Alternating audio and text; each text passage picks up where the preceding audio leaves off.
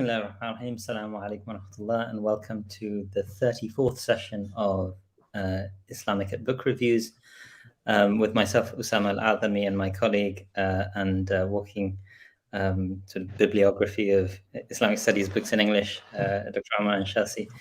Have you received your check yet, by the way, or is it still in the post?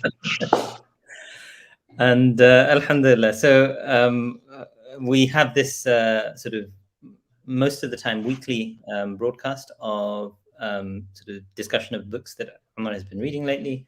And this week's book is particularly interesting in my view. It's entitled Rebellious Wives, Neglectful Husbands, Controversies in Modern Qur'anic Commentaries by Hadia Mubarak. So the usual format for those who are watching, Omar will give kind of an overview of the book in 15 to 20 minutes, and then I will engage in a discussion with him. And if anyone has any comments, questions, anything, you can type them in the chat.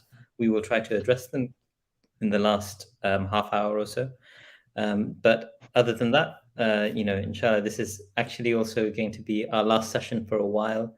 Omar is going to be on hiatus doing a bit of research, and look forward to welcoming you back, whenever you're able, inshallah. But without further ado, Omar, please introduce the book and we'll take it from there, inshallah. Sure. So this book is an important contribution to a thriving subfield of Islamic studies.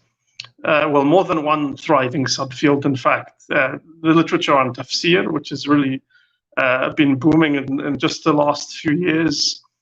And also the scholarship on gender and Islam, women in Islam, and so on, which has since really the early 1990s, it's gone from strength to strength. The book explores the exegetical contributions of four modern scholars. Muhammad Abdu died in 1905. His disciple Rashid Rida died in 1935, of course, on whom we just had an extensive episode based on Oliver Sharbrot's book. So I won't spend really too much time discussing their biographies. It's been discussed already. Also, Sayyid Qutb died in 1966, and Muhammad al-Tahir bin Ashur, who died in 1973. The kind of respected Tunisian alim. And in particular, this work is interested in exploring their contributions against the backdrop of the pre-modern tafsir tradition. So the question of continuity and rupture and so on is very much foregrounded in the author's analysis. I don't know the author personally, so hereafter I shall refer to them either as the author or Dr. Mubarak. Anyway, focusing on 7 pre-modern tafsir. Hopefully I'll get this right. Tabari, Zamakhshari, Baydawi, Ibn Kathir, Al-Razi, Al-Qurtubi, and Qadi Abu Bakr ibn al-Arabi, and also referring less frequently to Tafsir al-Jalalain of al-Mahalli and al-Suyuti, also the tafsir of Sheikh al-Ta'ifa, the one Shi'i tafsir referred to, and one final one, which escapes me.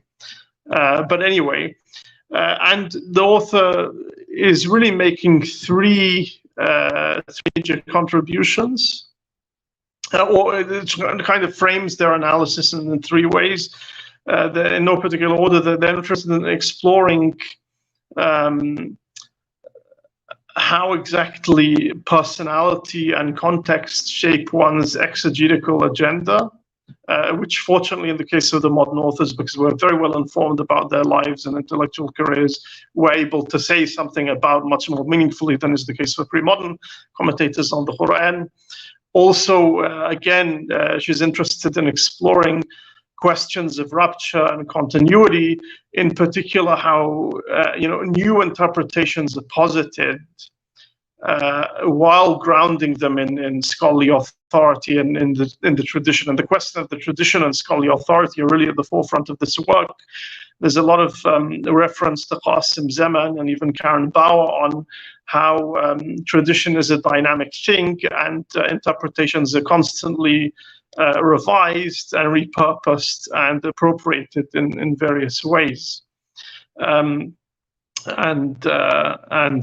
also this question of how they depart from past interpretations, and to what degree that tafsir represent continuity, in some senses, is the key contribution of the work. So the work is divided into introduction, a conclusion, and 7 body chapters. The first chapter explores the kind of presents a biographical sketch of each of the authors, making particular interventions, revisionist interventions, in terms of how their tafsir projects are understood. The second chapter explores, in historical terms, the rise of the kind of concern with the woman's question and women's rights as an important agenda in the program of modern tafsir. Of course, this is a distinctly modern development at the beginning of the 19th century. And the third chapter explores the individual kind of agendas and significance of each of these modern works of tafsir. The remaining 4 body chapters explore respectively pre-modern and modern interpretations of Quran, chapter 2, verse 228, on husbandly nushuz. And 430, chapter 5 is on 434, which is well known, on a husband's disciplining of his wife, and so on. And then on chapter 4, verse 3, which is about polygyny, فانكحوا ما طاب لكم من النساء مثنى وثلاث ورباع, etc. And finally, Quran 228, which is about reciprocity of rights, that women لهن مثل الذي عليهن بالمعروف وللرجال عليهن الدرجة, so men's degree, their daraja, whatever that means. And then the conclusion offers throughout the work, of course, she's engaging with modern Muslim feminist scholarship, but the conclusion frames this contribution more broadly. If you were to position, although it's interesting, the author does not characterize herself as a feminist, or indeed deny that. So, that's something one can speculate about. But if one were to position modern feminist Muslim scholarship on a spectrum from entirely hostile tradition to tradition, and the exegetical tradition in particular, and viewing it as unremittingly patriarchal versus a view that is extremely pro-tradition and accepts it as entirely normative, the author falls kind of somewhere in between. Like Shuruk Naguib, who's of course a mentor of ours, Osama, who an important article on Tahara in light of tafsir, where she discusses, and this article is referenced a number of times by Dr. Mubarak, where she explores the tafsir of فَاعْتَزِلُوا النِّسَاءَ فِي الْمَحِيضِ, and the fact that exegetes very markedly avoided the notion that women have to withdraw during their periods, or men should refrain from any kind of contact with them, as one finds in certain other religious traditions, Judaism or Zoroaster, for example. And she uses this, or she riffs off this point to make a broader intervention about how one should not be dismissive of the tradition, and that, she phrased it, there's a very eloquent phrase about it, this dismissiveness makes us kind of waste a second moment, or she uses this phrase, second moment, to revisit the tafsir tradition, not only to correct its blind spots, but also to use it, or to use it as a platform for exploring new meanings. So that's kind of the spirit in which Dr. Mubarak writes this book. Of course, I don't agree with everything, as I never do agree with everything I read. So the kind of broader characterization of the tafsir tradition, the pre-modern tafsir tradition in particular, is something that certainly some of Dr. Mubarak's interlocutors would contest. So she positions herself against those who say that the tafsir tradition, the pre-modern tafsir tradition, or pre-colonial tafsir tradition, as Acha Chaudhry would say, is kind of uniformly patriarchal, that it renders women entirely voiceless, that it's monolithically patriarchal, and so on. Dr. Mubarak makes the point on a number of occasions that actually the pre-modern tafsir tradition repays substantive attention.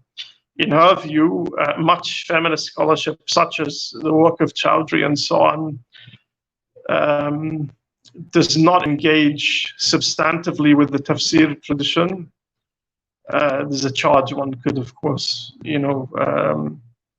disagree with, and others as well. I mean, she also contests the views of Aisha Hidayatullah. Generally speaking, the perspective with which she disagrees is that which views the Quran itself as an irredeemably patriarchal androcentric text, which is essentially the view of Aisha Hidayatullah, Kisha Ali, Ibrahim Musa in his 2003 contribution to the Omid Safi's Progressive Muslims volume, and also Raja Rooney, who writes a brilliant book on cited by Hidayatullah. Anyway, so as far as I know, Dr. Mubarak herself does not straightforwardly answer the question, like in a very explicit fashion. I do not see the Quran as inherently patriarchal, androcentric, or otherwise, but it's quite clear implicitly that that's not her view. And again, throughout one of the major findings is that the tafsir tradition, the pre-modern tafsir tradition, also repays close attention, should not be dismissed out of hand as unremittingly patriarchal, which a view that she views as a kind of unexamined a priori assumption. Now, that's where one might take issue with her analysis in this, of course, very important book that I enjoyed reading and certainly commend to the audience. And I learned a great deal, particularly about the modern Mufassirun that she looks at. And outstandingly, of course, since, as she points out, Kutub, Abdu, and Rida have received much more scholarly attention, Ibn Ashur, who emerges, I think, quite clearly as the hero of the book in some respects. Although consistently, although not on every occasion, not in all of the 4 verses she focuses on, he departs most starkly from the pre-modern tradition, even though to a much greater extent than the other 3 exegetes she discusses, he's also much more grounded in the pre-modern tafsir tradition. Also in terms of his scholarly formation, although Abdu was trained in Al-Azhar and so on. But perhaps I can revisit that when we discuss their biographies a bit more. Anyway, now Ibn Ashur is interesting because the biography of Qutb is fairly well known, and Abdu and Rida's biographies I discussed, as I said in the previous episode. Ibn Ashur is, to a much greater extent than anyone else in the modern period discussed here, belongs to a very distinguished scholarly lineage. His paternal grandfather was the Mufti and died in 1868. He was appointed Mufti in 1861, and also the chief Maliki judge, and also became Naqib al-Ashraf.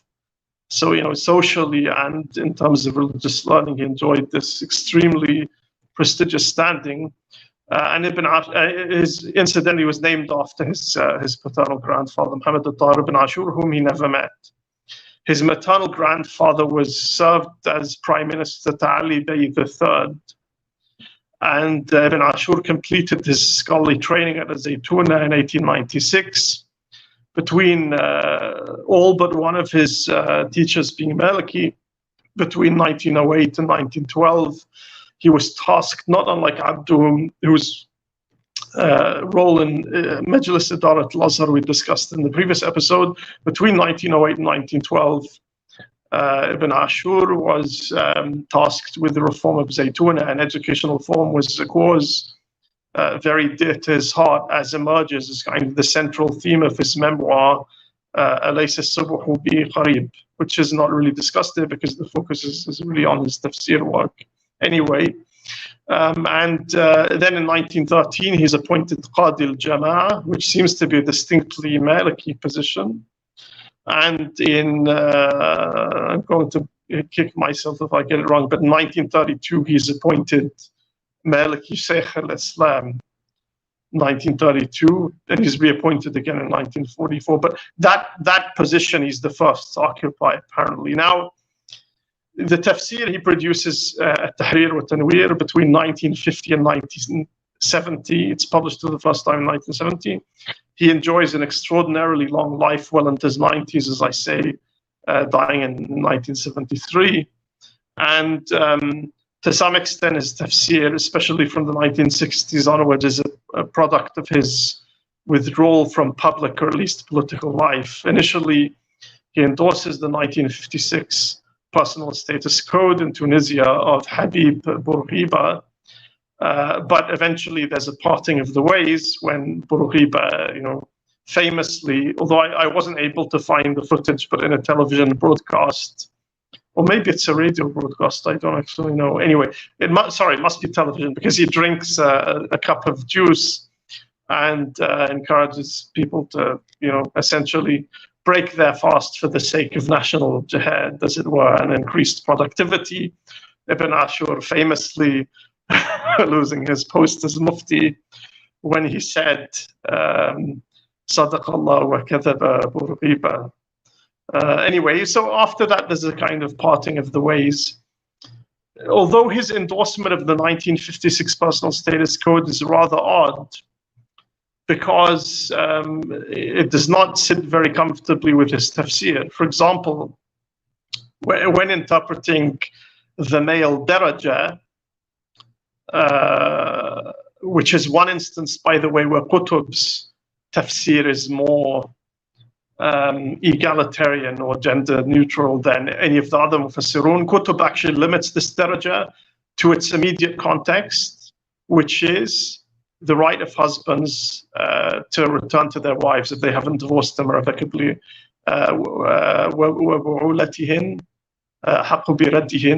etc. So there's a rad. Whereas the pre-modern tafsir tradition, generally quite expansive in terms of how it understands this daraja. The most kind of extreme example of this, the author says, being Ibn Kathir, who interprets male superiority in both, this worldly and even ontological sense, functional ontological sense. Although,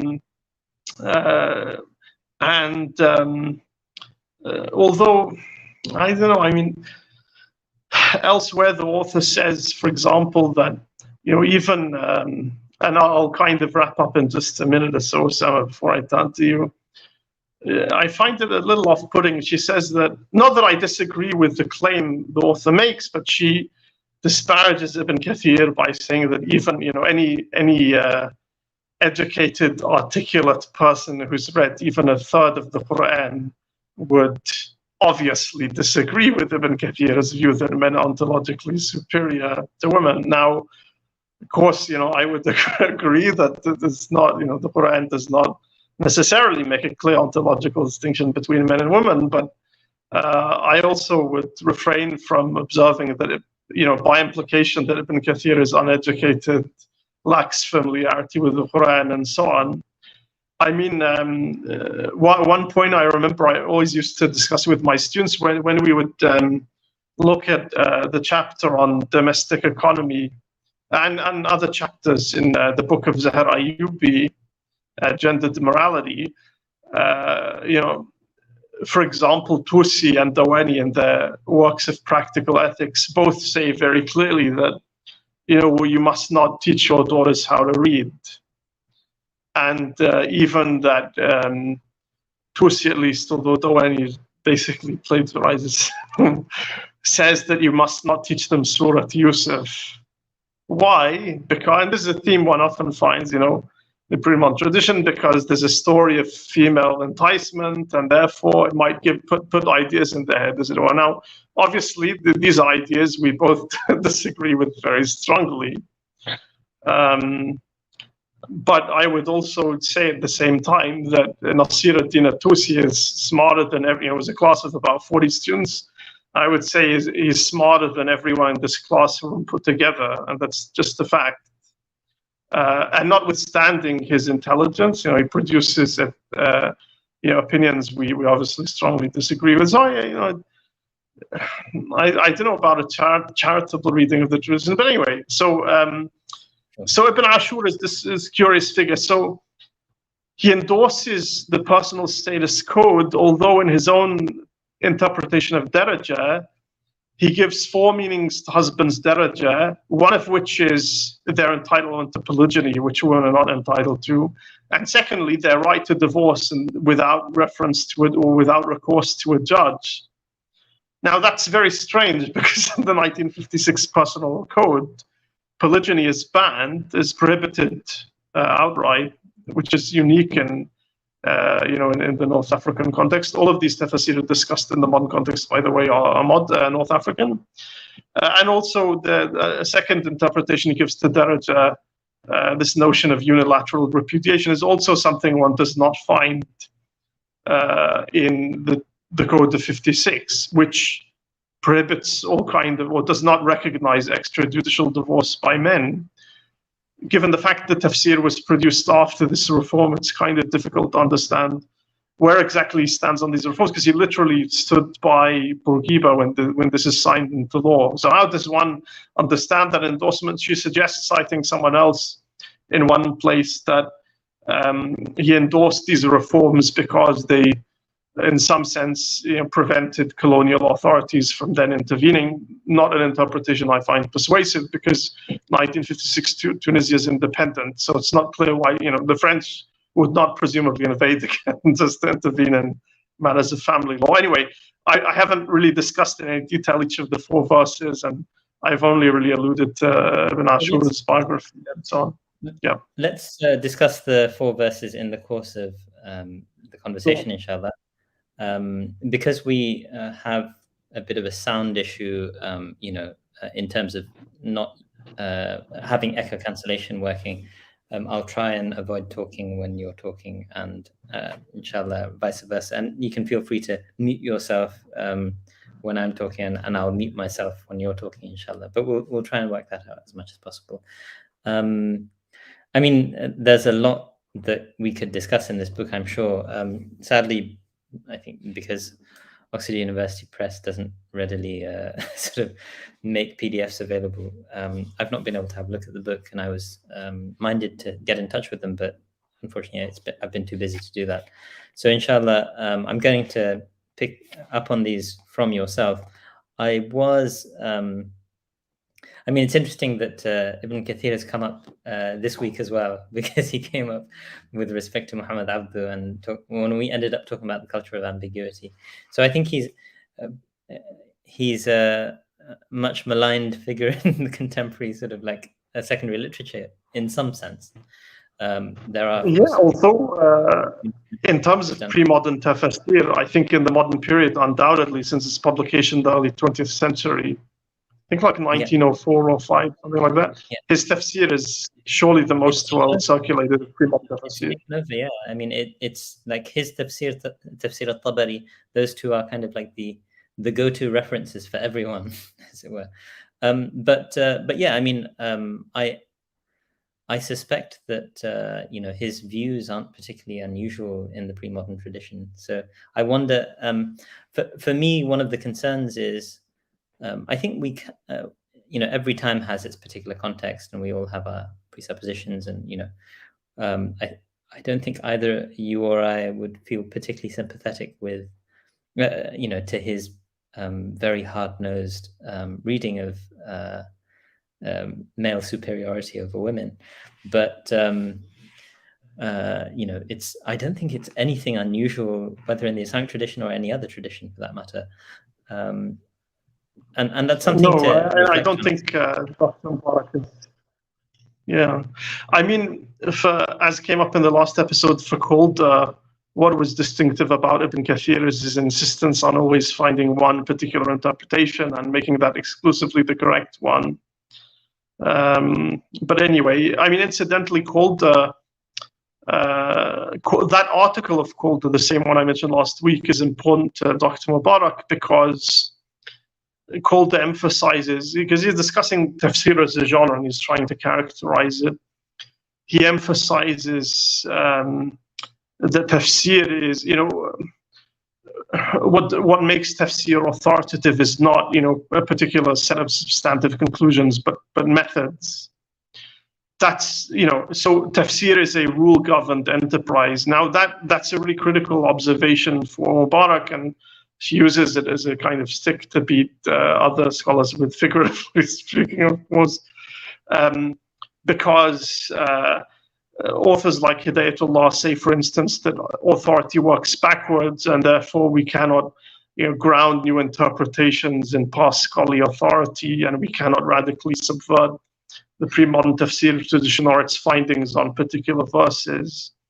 And Aisha Chowdhury has similar kind of things to say about the pre-modern tafsir tradition.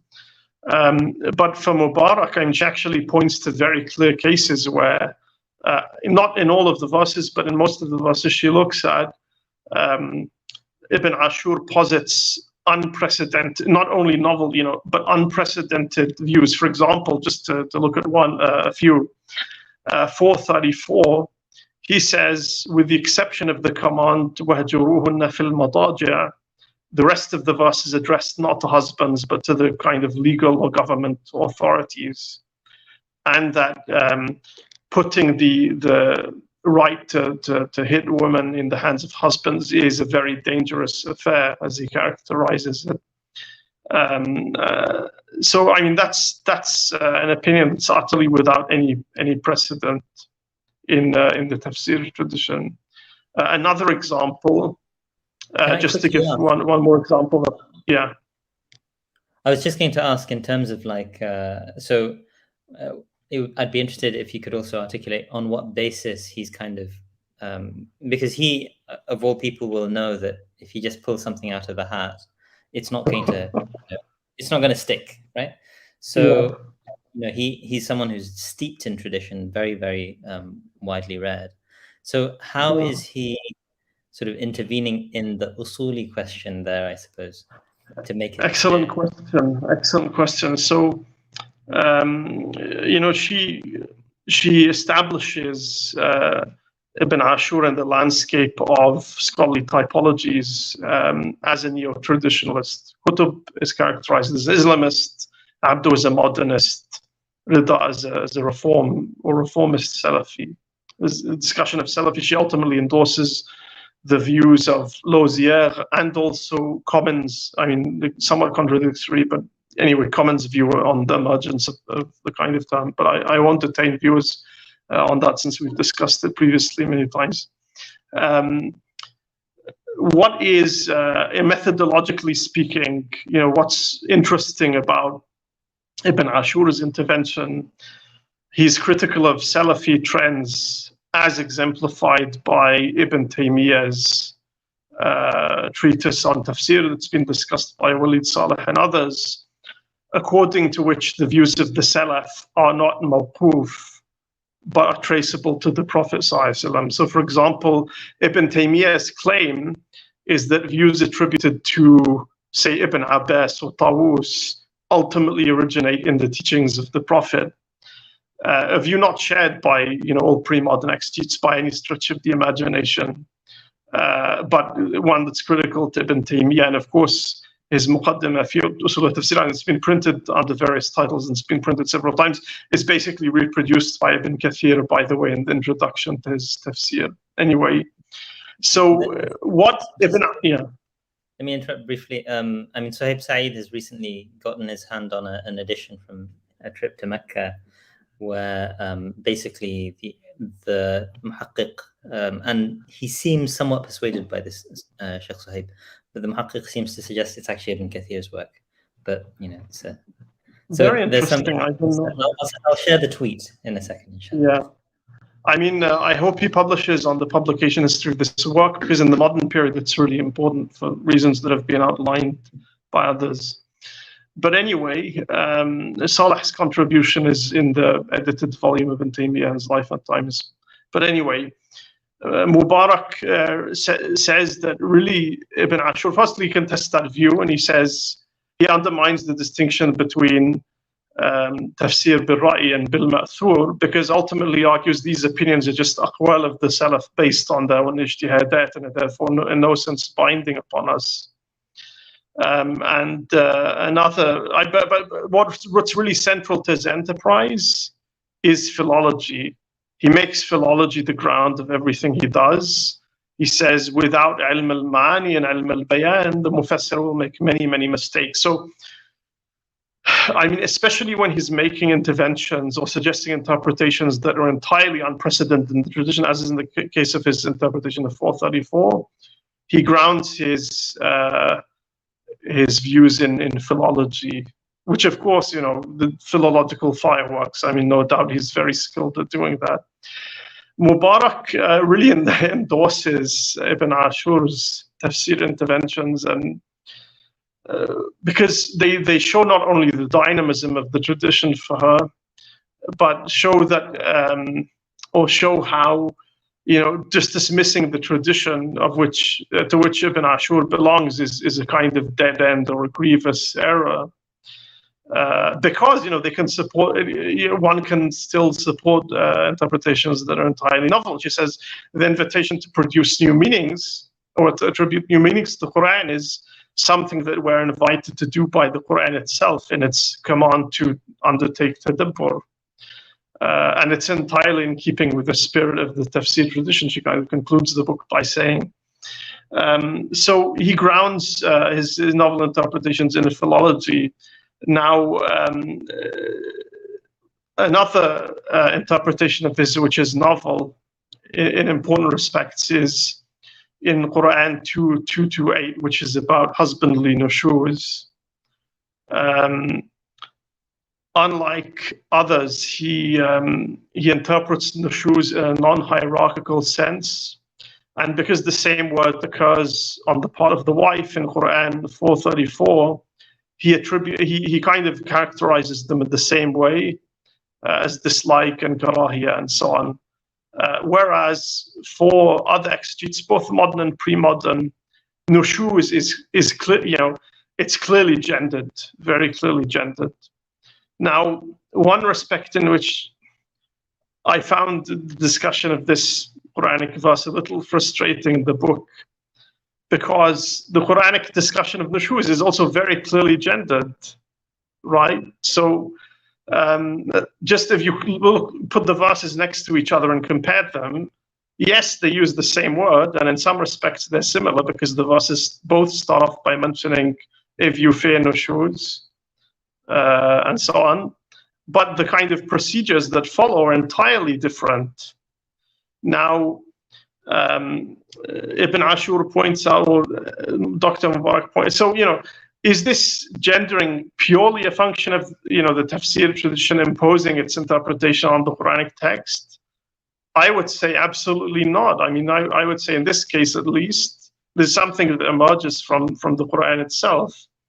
I mean, the Quran does not say in 228, وَهْجُرُوهُمْ فِي الْمَضَاجِعِ وَاضْرِبُوهُم. That would be an absurdity. Interestingly, yeah. Quick question. So, I mean, you earlier noted that a number of the scholars in secondary literature actually are trying to subvert the kind of much earlier notion that actually the patriarchy is something which is born of the tradition. It's not in the actual text. And you're suggesting that these scholars actually say, no, actually, it's right there in the text itself. and to a certain extent the text needs to be corrected, or is that the kind of impulse? Because I haven't read that quite so explicitly from, I don't know, Kisha Ali or Ibrahim So Musa. just to clarify, the view of scholars like Rifat Hassan, Asma Barlas, Maysam al-Faruqi, and so on, is that this androcentrism and patriarchy are a function not of the Quranic text, but of the interpretive tradition. Whereas scholars like Kisha Ali, Asha Hidayatullah, Ibrahim Musa, and Rajaruni will actually say, no, okay, certainly the tafsir tradition added something that wasn't there in the text, but the Quran itself, if looked at, unmediated, is clearly patriarchal and androcentric. And Dr. Mubarak suggests that, this second view of Kisha Ali and Aisha Hidayatullah kind of sets the project of gender egalitarianism, or puts it one step backwards, because it really fatally, or at least severely, undermines attempts to ground gender egalitarianism in the Quranic text. So she presumably supports the view the first group of scholars I mentioned. But as you say, so a couple of questions, I suppose. One is that, as you say, the consequences of that behavior is highly gendered. It's very different in the text, and so it would be interesting to hear how Mubarak sort of manages that, or engages in a reconciliation. The other question is, patriarchy is obviously a terrible thing for sort of modern people by modern standards, according to modern sensibilities. And so when scholars like this say, no, it's actually right there in the Quran, I guess an interesting question arises for me, which is that, in what sense is this, a divine text, divine guidance that is in some sense timeless, or something along those lines? So I wonder if you can try and address both of those. That's a great question, and the answer is really a function of one's assumptions, both about the Quran and about the world into which it was revealed. So, again, in presenting the tafsir tradition, Dr. Mubarak says several times it's unhelpful to, present the tafsir tradition either as patriarchal or egalitarian. This binary does not really work. It's more complicated than that. Sometimes, instead of using the term patriarchal, she uses misogynistic, but always the antonym is egalitarian. And on one occasion, I think in the conclusion, she uses both patriarchal and misogynistic. Now, I mean, I think in some sense they're talking at cross purposes. When Chowdhury characterizes the pre-modern tafsir traditional, pre-colonial tafsir tradition as patriarchal, she means a particular thing. Anyway, I'll discuss that in a moment. But to go back to your question, for scholars like Hidayatullah, in the conclusion to Feminist Edges, she starts by, after exploring the modern feminist interpretive tradition and grouping it, producing a typology and characterizing it in various ways, she kind of acknowledges that the Quranic text is irredeemably patriarchal, and for her that produces an epistemological crisis. And in the conclusion, she discusses this notion of a void, or she uses another term, abyss, drawing on the work of another feminist, a non-Muslim feminist scholar, and says that the abyss should not be, or the void, kind of, it can be liberating and also terrifying at the same time. And ultimately, although, this hasn't been developed in a subsequent work, it'd be interesting to see what she says. Hidayatullah ultimately suggests, one needs to rethink the theology of revelation. Now, you can kind of clearly see how premises lead to conclusion. And then there's, something shared by other interpreters, namely, it's taken as axiomatic that patriarchy and gender and egalitarianism are bad things. And that view is as axiomatic as the view that the Quran is, in some sense at least, the word of God. Now, Kisha Ali, I think, has done a lot to acknowledge that, and I mean, Hidayatullah would say, for pre-modern Mufassirun, there's no tension between some kind of reciprocity of rights between husband and wife and hierarchy. There's no tension that has to be explained. For anyone who doesn't see patriarchy, which Dr. Mubarak defines, I'm paraphrasing a little, but I'm trying to stick to her wording early on in the book, as the very processes of thought that kind of produce or reinforce male privilege, power, and authority over women, something along those lines. And androcentrism, she defines, again paraphrasing somewhat, as the view that accepts the male self as normative. Now, I think, based on her own definitions of patriarchy and androcentrism that she provides, one cannot ultimately endorse her finding that the pre-modern tafsir tradition cannot simply be characterized as patriarchal. So what do I mean by that? So one of the arguments Dr. Mubarak gives against what she characterizes as simplistic kind of cookie-cutter labeling of the pre-modern tafsir tradition's patriarchal is, well, pre-modern mufassirun show some concern with the women's well-being and with the notion of husn al-mu'ashara and so on. But I mean, her interlocutors like Chowdhury are, of course, aware of this. They've been pointing it out for a long time. Also, Kisha Ali, they're aware of the fact that many commentators seek to impose limits on how one reads وَضْرِبُوهُنْ.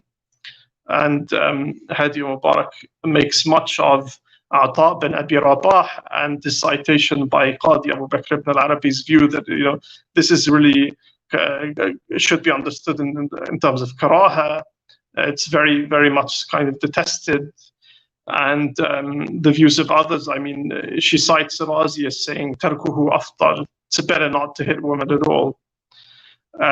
So, I mean, she's by no means, she's aware that she's not the first to kind of recognize these interventions, these attempts to mitigate the severity or seeming severity of the verse. But notwithstanding that interest in a woman's well-being, that doesn't preclude in any sense, in my view at least, one from characterizing the pre-modern tafsir tradition as, or even the modern authors she discusses, by the way, as patriarchal, based on their own definitions of what patriarchy and androcentrism are. In the same way that the final sentence, Usama, in the same way that the command to treat one's slaves well does not make one an abolitionist, the command to treat one's wives well does not make one egalitarian. This is a kind of fundamental reservation I have about the book. And just to clarify, I mean, obviously, you're making a purely intellectual point about sort of how certain definitions have been laid out and how they would apply to the text as you understand it. And I think one of the clarifications I want to just give listeners and viewers is that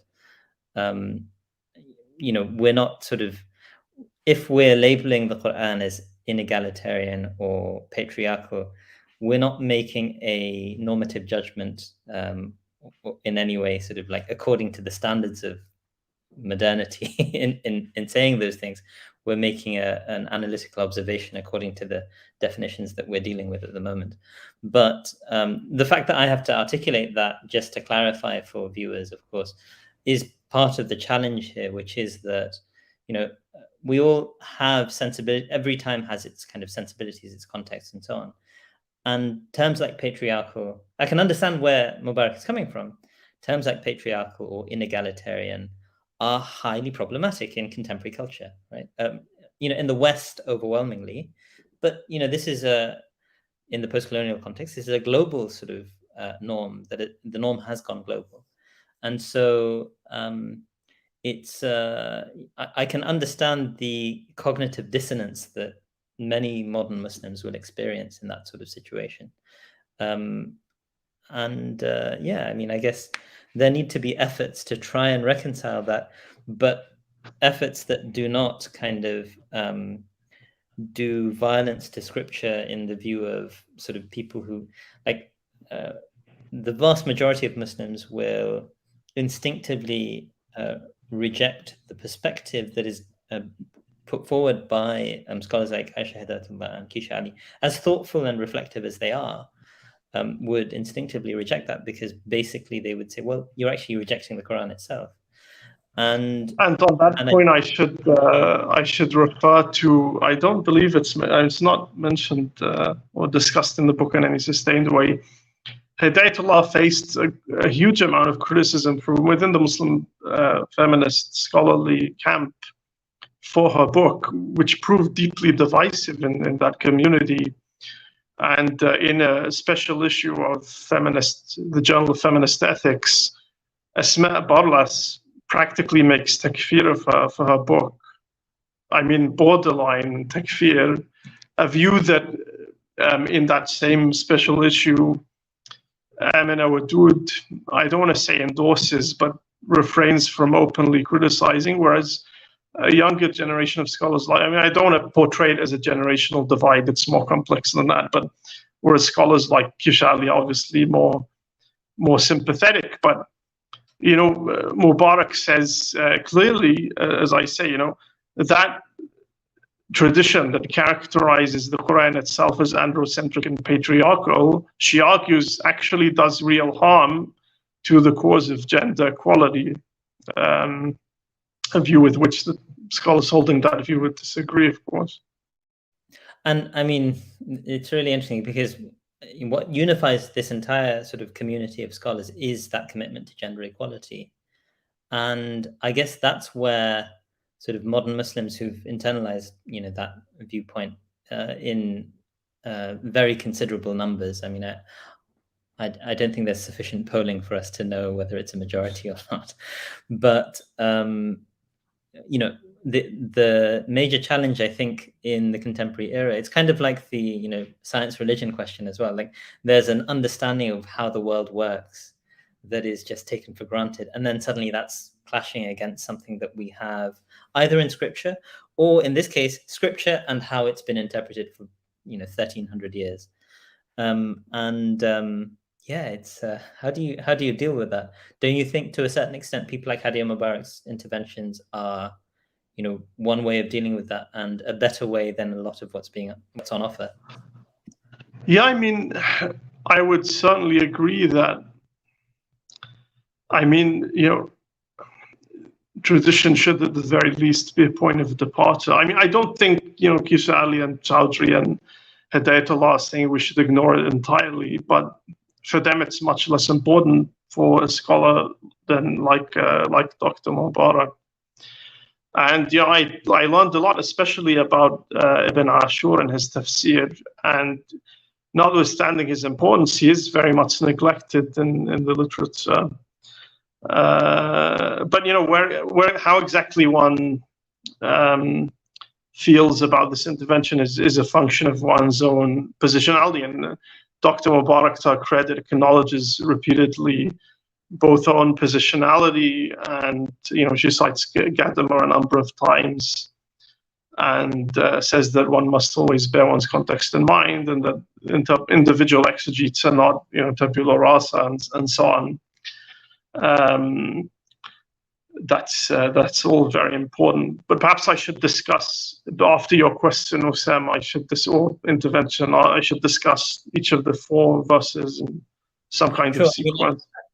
I think you have, in many respects, actually discussed most of those, but we can sort of explore the chapters more carefully. The only verse I think you haven't dealt with is the one on polygyny, the beginning of Surah An-Nisa. But I guess, this is, I'm reminded, of books by practicing Muslims, of the work of people like Celine Ibrahim, which is a very thoughtful engagement with the Quranic tradition. But again, an attempt to square that circle where contemporary sensibilities about egalitarianism, about gender equality, run up against a tradition and a text. Both of those things, I think. And this isn't something new, of course. The 3 Mufassirun we're dealing with are grappling with precisely this sort of question. I mean, as men, to some extent, our maybe relationship with the tradition will be somewhat different, because questions of women's agency do not necessarily impact us directly in the same ways as they would impact, say, female authors. For men, perhaps the question can often prove to be more academic than is the case for women, who might be actually facing restrictions to their agency in their real life. So it has a kind of urgency for female authors, one could say.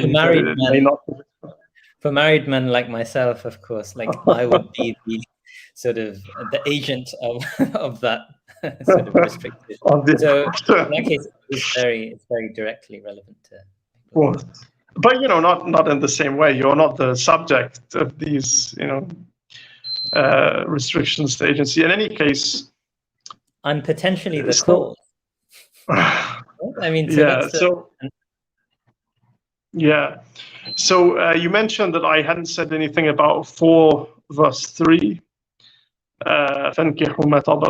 etc. So obviously the concern with polygyny as an institution and its inherent justice or otherwise is distinctly modern.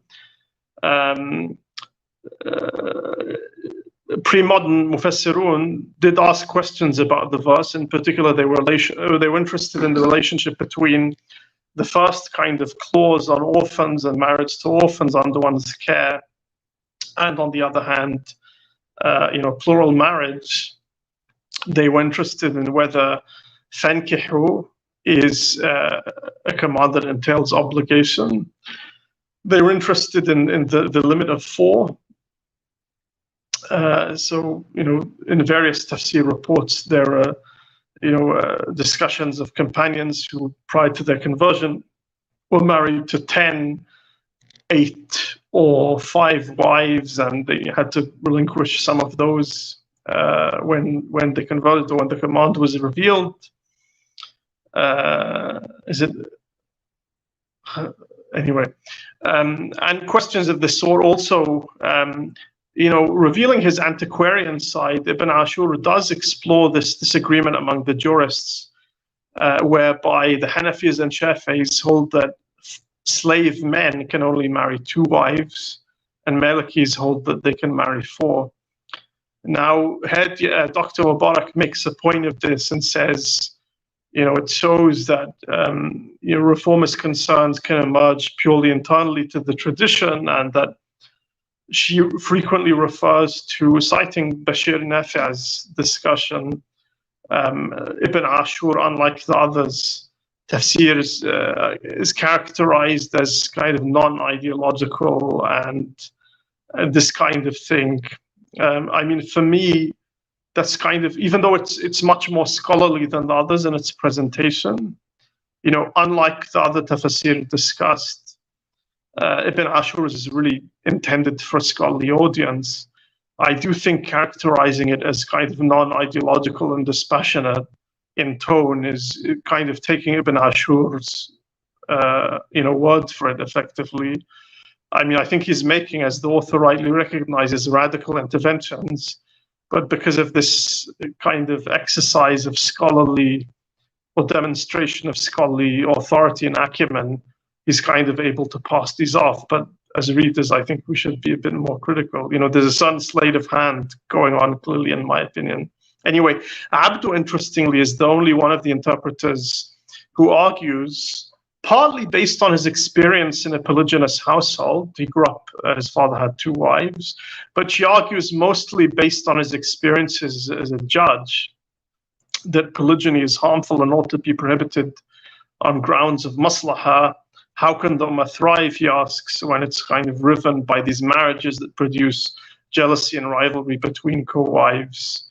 And Abdu, it has to be said, seems to place a lot of the blame on the supposed harms of polygyny on co-wives, who kind of breed hatred among their children, this kind of thing. Anyway, and that's very interesting. The others do recognize what is a clearly heavily conditional right to polygyny. Qutb and Rida saying that society will never be entirely free from the need for it. Rida explicitly acknowledging that monogamy represents a kind of apex of social evolution, which is somewhat irritating. But and Ibn Ashur also not categorically prohibiting polygyny. So it's an interesting contrast with the 1956 Personal Status Code, as I mentioned. I've already discussed 228, and yeah. So, I mean, just on the polygyny question, so we can, inshallah, come back to other chapters as and when you like. But so Abdu's prohibition, explicit prohibition of polygyny, is on grounds of maslahah. So it's siyasa, basically, right? And I just wanted to ask, I mean, this isn't too dissimilar to notions of prohibiting slavery, as far as I can tell. This is taqid al-mubah. And so, I remember reading Yusuf al-Qaradawi talking about this, who, as far as I understand, had polygynous sort of marriage at some point in his life. But, resolutely saying that, this is something which أحله الله لا يجوز لحكومة أن يحرمها, etc. And I guess in a place like Egypt, it's, practiced in some quarters. It wouldn't. But I mean, there were jurisdictions, Tunisia in particular, I think, where it was outright prohibited, as I understand, as you mentioned earlier, and I think it continues to be now. So I just wonder. I guess my question is, I should say before I cut out, my phone has warned me that it's at risk of overheating. So, okay. Maybe put the fan on or something. I don't know. So give me a moment, but keep speaking. I'll be listening. No, so I mean, my primary question is, technically, you could sort of make the case that that there are legal instruments that would allow for something like this, but as I've said elsewhere, as far as I understand, Abdu's perspective is basically unprecedented. No one actually ever prohibited polygyny in the past. Are you still with us, by the way? I think we've lost Omar. So please bear with us. He occasionally has connection issues, which is less than ideal. I hope that he is able to rejoin us within the next 5 minutes or so. But otherwise, I hope you'll indulge us if we conclude. I'm just going to share, while Omar is off the air, share some comments that have come in. These are, someone saying, thanks for such an important topic. You're most welcome. Ryan Abelson is saying, I always enjoy watching your videos. Thank you very much. We are grateful for your sort of watching. And then Yusuf Ali is saying, practically speaking, how often do men who commit domestic violence actually follow the procedure specified in the relevant ayah? It's an interesting. I'll put that to Omar. I suspect neither of us really know, but people who engage in. I think domestic violence is obviously a heavily rated term, and I think the sorts of procedures that are outlined in the verse would not result in something that I suspect. Wallahu a'lam, they would not result in something that a judge in a Western jurisdiction declared to be domestic violence. I'm speculating briefly, Omar, because Yusuf Ali asked the question when we were talking about 434. Practically speaking, how often do men who commit domestic violence actually follow the procedure specified in the relevant ayah? So we're speaking about Muslim men there. And I just sort of made a distinction between domestic violence, which is, number one, it's a very freighted term, obviously, in our context. And it, I suspect, means something a lot more than given the procedural restrictions on 434, even those who would permit some kind of. I see your point. On the other hand, I think, something that emerges very clearly from Chaudhry's book is, firstly, not all pre-modern exegetes understood this in sequential terms. Right. You can say, okay, you have to follow one step and then the next and the next. And that it was a very common view, but not universal. Sure. Also, the restrictions on what kind of violence is implied by the verse varied widely, and what its legal status was. Right. I think Brown, in his book Misquoting, mentions the view of the pugilistic, as he characterizes him, Ibn Faras, who mentions the view that, because wadribuhun is in the imperative, right? So you can even find a small minority of pre-modern commentators who argued that it's obligatory to discipline your wife physically. Now, of course, that wasn't the mainstream view, but it existed. Yeah. In any case, so and you find commentators saying things like there's no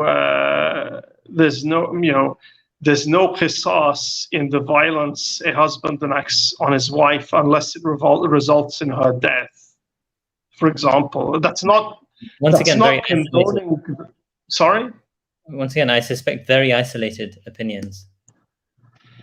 I think Tabari mentions that. That's not to say he would condone forms of violence that do not end up in death, but this question of qisas, I think, is significant. Also, a relatively common view is that, not restricting the instrument of the violence to a mandil or siwak, and saying that the limits on husbandly violence are basically the same as the limits on ta'zir punishment. It cannot exceed 10 lashes, according to one view, for example. So there's actually much more diversity, as Chaudhry demonstrates in the pre-modern interpretations of this verse, than is often acknowledged. Right. Now, since we're on 434, I should mention modern interpretations. So as I said, Ibn Ashur's unique and distinctive take on this is that, with the exception of wahjuruna fil madaji', the verse addresses the proper authorities. What's very interesting about Qutb is that he cites psychological literature and says this particular nushuz is a kind of pathological behavior that's not really common to all women. It's a particular condition that can only be treated with violence, although he says ultimately that one can skip all of these 3 sequential stages and resort immediately to arbitration, tahkim. Abdu and Rida, don't categorically prohibit striking. They say it's better not to do in any case. Rida, I should say, Dr. Mubarak says throughout, a number of places in her book, Rida clearly departs from the agenda of Abdu. He's much more defensive and polemical in his tone, whereas Abdu often directs the blame at Muslims themselves. Rida will criticize the French, and there's this very entertaining passage where he asks rhetorically, out of every 100,000 European men who are married, or French, I forget, I think he he was targeting the French largely, is there a single one who is faithful to his wife, and this kind of thing.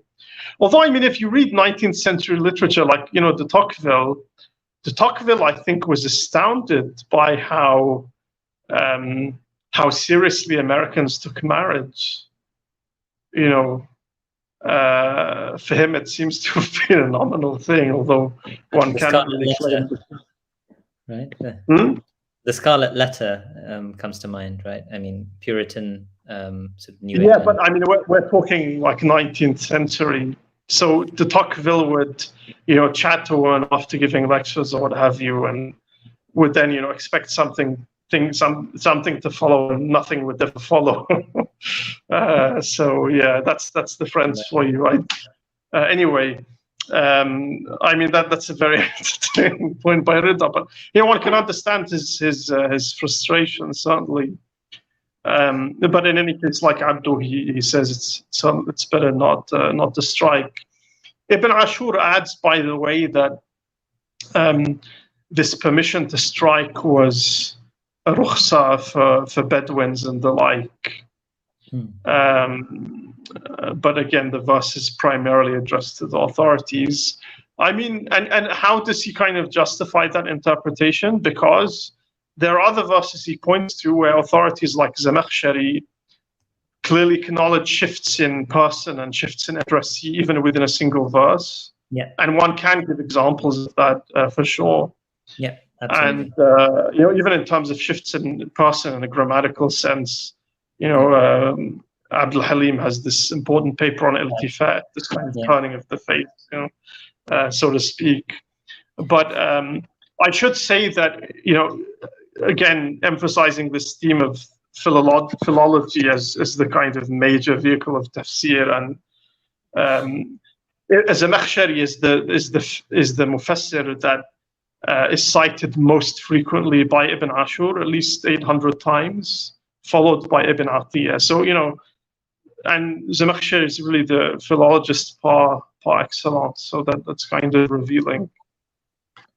SubhanAllah, a thought came to my mind, but it's gone through. I've had a longish day. But what I was going to say is that with respect to these sorts of verses, the thought came to my mind based on Professor Jonathan Brown's a chapter in the edited volume by, I can't recall who did the editor, but Ahmad Khan is one of the editors, if I recall correctly. But reaching into an obscure past. Elizabeth Kendall is the other. Elizabeth Kendall and Khan. And I guess the one of the takeaways that I took from the piece was that, it is the prerogative of a jurist and a contemporary mujtahid to sort of take the measure of the tradition and the text and then say, arrive at a conclusion as to how that is to be understood. So in a sense, like, Jack is basically arguing, I can't remember exactly who he's drawing on, that people like Ibn Ashur, are in their rights to make the kind of radical intervention if they are a mujtahid of that standing. And there's no question lots of people are doing that in the contemporary era.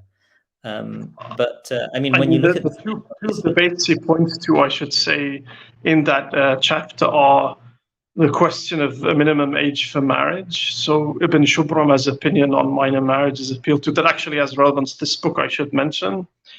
And also the other opinion is on Rib al-Fadl, if I'm not mistaken. You can find some of the Salaf who permitted, I always mix it up, either Rib al-Fadl or Rib al-Fadl, I think, and not Rib al-Nasiya anyway. But I should say, there are some very small number of factual mistakes in the book, and even in Ibn Ashur, I should say. So for example, in interpreting 228, مثل الذي عليهن بالمعروف والرجال عليهن درجة, he says that some jurists do not kind of respect this reciprocity of rights. How? He gives the example of coerced marriage of female minors, and he says this does not, they're not extending the same. That's all jurists, right? No, but what's the point he's making? He's saying, where's the reciprocity here? Because sons, are not they don't extend that. The right that extends to the sons is not extended to the daughters. It's actually factually incorrect. As Carolyn Baugh, who's the author, B-A-U-G-H, who's produced a Brill and published volume, and she's the authority on minor marriage in Islamic law. Early jurists didn't distinguish minor sons from minor daughters. Both could be married off, by a wali mujbir, like a father, basically, provided the marriage met certain conditions that the partners enjoyed parity or kafa'a. So Ibn Ashur is wrong there. Of course, one could express the same point in a different way, but that particular appeal to facts is incorrect. And Dr. Mubarak then says, I remember, he also appeals to the example of forbidding women from, she refers to the wasiyah, like the bequest of up to a third of one's property. and men's intervention at that. I mean, that's not what Ibn Ashur is referring to. I looked it up because this sounded wrong. There are actually several views on wives' agency as it relates to the free disposal of their own property.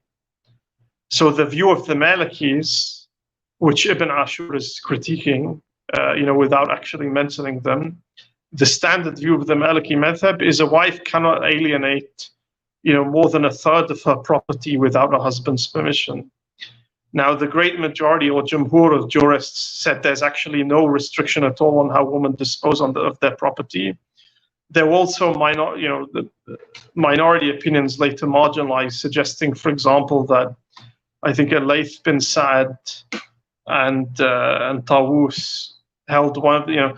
Some said women couldn't dispose of any of their property at all, even trifling amounts without the husband's permission. This is a very anomalous or shared view.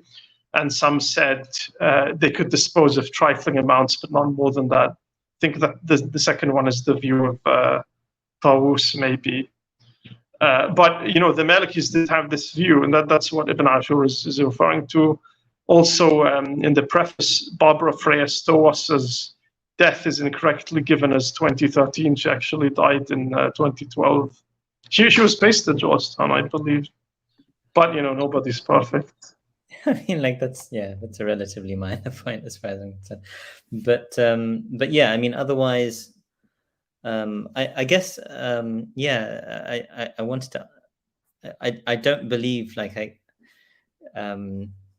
think there might have been some technical difficulties, but the question that I was asking about taqyid al-mubah with respect to, polygyny, to what extent is that something which is more widely countenanced, since it is countenanced with respect to slavery by, respected scholars, not in a sense unconditionally. People like, I guess, Muhammad Taqi Uthmani still say, well, I mean, this is mu'amala bil mithl, as long as it lasts, so to speak. But yeah, I wonder to what extent that can be used in the case of polygyny as well. That's an interesting question. I mean, certainly Abdu did endorse that view, and his views were presented as part of a draft law in 1927 that King Fuad personally objected to and therefore never made it into law in Egypt. But, as far as polygyny is concerned, I mean, Rida observes that, it's neither obligatory nor recommended. I have found pre-modern jurists who explicitly say that polygyny is recommended. I think anyway, but yeah, that's an interesting question. Some Hanbalis explicitly say, I think Bahuti says this explicitly, and it's quite common in the Hanbali madhab, ironically enough, right? That it's actually makruh to engage in polygyny because of the ayah, وَلَنْ تَعْدِلُوا بَيْنَ النِّسَاءِ وَلَوْ حَرَصْتُمْ. So, which is, I mean, interesting. There are other, we have in a lot of Muslim settings, and this is true, I think, in a lot of Western Muslim contexts, a situation where there are a lot of women who end up not getting married and they're going into their 30s, etc. And I mean, this is one of these arenas where sort of, in essence, part of the problem is the structure in which we have constructed marriage. Polygyny is sort of socially unacceptable in sort of the vast majority of Western contexts, and there are also some question marks in terms of legal protections for which there are none for a sort of polygynous wife, with very few exceptions. And so, that's absent as an option, but marriage is still conducted with older men marrying younger women, which creates sort of disparities in population pools because each age cohort is larger in consecutive ages. And so there will always be a surplus of unmarried women in the current sort of order that we have. I should mention Mubarak cites population statistics against this common refrain of Rida and others that men die in wars and so on, and therefore polygyny is required. Yeah. I mean, yeah, that's not very. Generally speaking, the level of equality between the genders in terms of population is pretty balanced. If anything, I mean, in societies with high levels of migration, like the Gulf, where you have high levels of expatriate labor, actually men outnumber women, sometimes considerably. And I mean, basically, that sort of an argument is very clearly a kind of modernist ex post facto justification because of social, well, sensibility pressures, to coin a term. But what I'm suggesting here is that, John Berger, who's a journalist, he wrote a fascinating book called Datanomics. And he basically says that he gives the example of religious, Mormons and Jews actually in North America. And within the Jewish community, there are two different communities within the Orthodox community in New York that he studied, where one had a constant marriage crisis and the other didn't. And the one that had the constant marriage crisis basically married like we did, meaning older men tended to marry younger women. Whereas the one where there was no marriage crisis whatsoever, everyone was marrying the same age. So in a sense, either there's going to be a marriage crisis or something's got to give, and the sort of age cohorts will adjust, or there are sort of. I'm kind of. It seems the evidence for a marriage crisis, at least in a Western Muslim context, seems to be largely anecdotal. I'd love to see, sociological data on this, and there's not. To a great extent, I think it also varies tremendously by considerations like class. The particular group you're talking about are, I think, largely middle and upper middle class and upwardly mobile in socioeconomic terms. I don't think lower down the socioeconomic scale you'd find the same problems. Of course, that particular group of people also has more resources and therefore tends to be more vocal than others. So yeah, it's being unmarried myself in my 30s, I can say that there are other things in life and that one can live a fulfilled and happy life without marriage. That's another conversation, but I'm not going to dispute with someone who speaks from experience, obviously, but I think that there are some very sort of important challenges that arise in societies that I think in the past this kind of age differentiation, and it's something I wasn't conscious of when I got married as well. So there's an age differentiation between myself and my wife, but I think that was in some respects designed for societies in which polygyny was countenanced.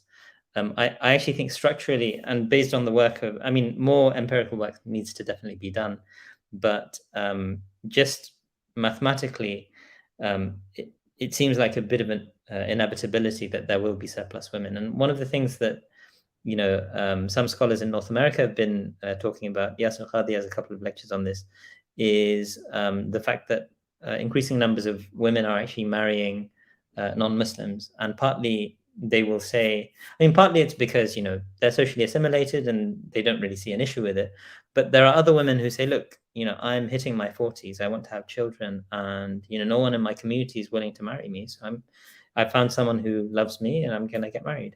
And so there are interesting sort of problems that arise with maintaining certain types of marriage practices, I think, in contexts which are dramatically different. Yeah, that's very interesting. On a somewhat sort of a slightly a facetious note, perhaps. I hope people don't mind this. Someone has noted, I knew a scholar who was looking for a second wife in order to revive the long abandoned sunnah of the Prophet. Actually, that would require marrying 9 women, I think. In any case, yeah, sunnah nabawiyat al-mahjura. Yeah. I wonder how skeptically his first wife viewed this claim. It's interesting though, because Rida and Qutb, emphasize and also Ibn Ashur, but they emphasize the exceptional nature of polygyny. I mean, we actually have census data for Egypt in the very late 19th century, I think 1898 and 1905 and so on. I mean, in that context, perhaps 5% of marriages were polygynous. So we're still talking about quite a small minority. Of course, one can't generalize across periods and contexts. There were contexts clearly where polygyny was much more prevalent than that. I'm not least among the companions, if you think about a polygyny and also slave concubinage. Majid Robinson, in his important book based on the genealogical text of Zubayri, in 3rd century figure, shows that prior to the Islamic period, I mean, slave women hardly feature in genealogies at all, and there's an explosion in the early, in the conquest period, basically.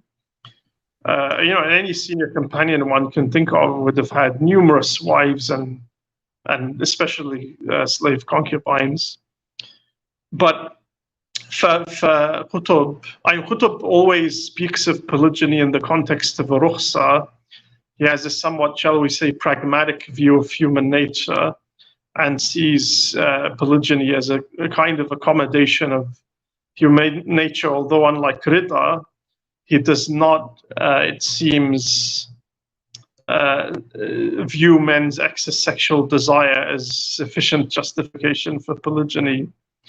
I've always been fascinated by this argument that, but polygynous marriage is, just a man expressing his animal lusts, as though a man's first marriage is an act of pure altruism. I mean, somewhat skeptical about that. But in any case, Rida, interestingly, one of the justifications he gives for polygyny, he says, as an alternative to zina, for example, Rida says, according to the Shafi'is, a woman's period can last up to 15 days. So effectively, for half of a month, every month, during the fertile part of her life, she would be inaccessible sexually. I mean, not entirely, because of course, what's prohibited is penetration, not other things. But Rida kind of cites this as an example why polygyny can be justified.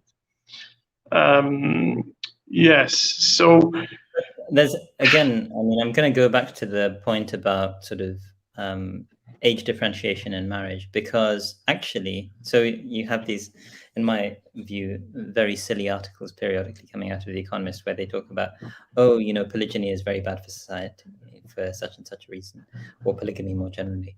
And I think that, this is just sort of The Economist taking a particular sort of agenda point and sort of smothering it in a global setting, which of course is a lot better than how it was done historically, which is through colonial imposition of laws. But it's the same principle, just a more moderate way.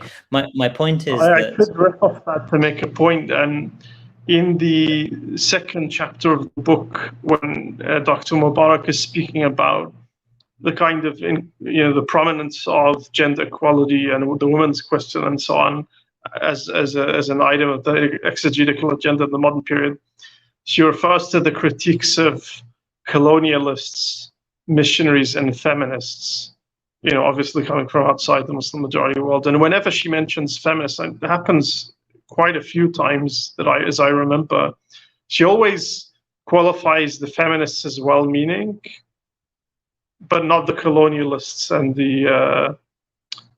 the missionaries. I mean, from their perspective, they all want to bring quote-unquote enlightenment to the Muslim majority world. I really don't see what distinguishes the feminists and their intentions from those of missionaries and colonial officials like Lord Cromer, whom writes this 1906 article that Rida responds to directly in his tafsir of 4 verse 3.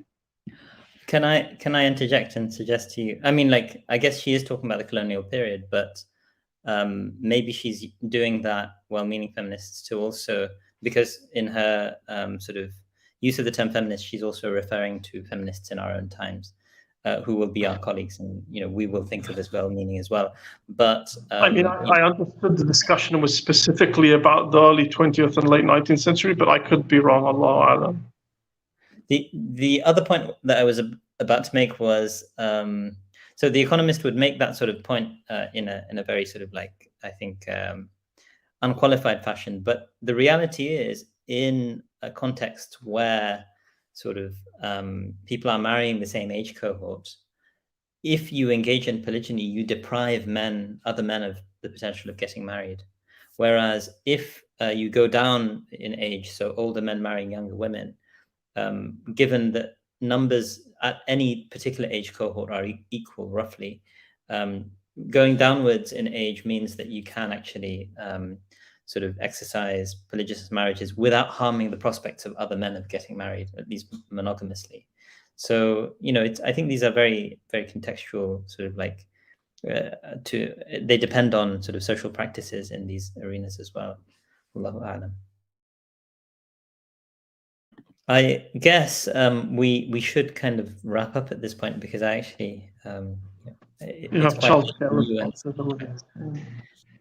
So sorry, say again. You have childcare responsibilities and so on. I understand. And it's also, I think, 11 p.m. where you are, so you have to go to work tomorrow. But oh, I see. Okay. Sorry, you have a. What did you say? I missed that. Okay, it's only 10 o'clock. Alhamdulillah. So, Barakallahu fikum, Omar. I mean, this has been really, I think, just the range of themes covered in this book are very interesting. Notwithstanding your sort of, in a sense, disagreements with certain readings within the text, I think we can be very grateful for Dr. Mubarak's sort of fascinating intervention that reflects very serious challenges that modern Muslims have to grapple with and think about. And I guess, I mean, like, for intellectual historians like ourselves, we can read the classical tradition and say, oh, such and such a person said this, etc., etc. But for most modern people, these are such deeply emotive issues that they do need to be sort of like, I guess, filtered in some way that makes them sort of manageable to deal with in some sense. So in that regard, I'm very grateful for her book. I mean, it's a very welcome contribution. I learned a great deal from it. My notes were around 9,500 words, which is extremely long and reflects the richness, I think, of the book. And I think, I wish we'd had more to say about the implications for the community, but I do think the call to be attentive to the tradition and its nuances, not to be dismissive of it, and the fact that it recalls close attention, I think all those are really important points. And, in some sense, this is really the key contribution of the book. And also the notion that, tafsir is a rule-governed enterprise. Methods, what makes a tafsir, canonical and so on, is more a function of method than substantive conclusions.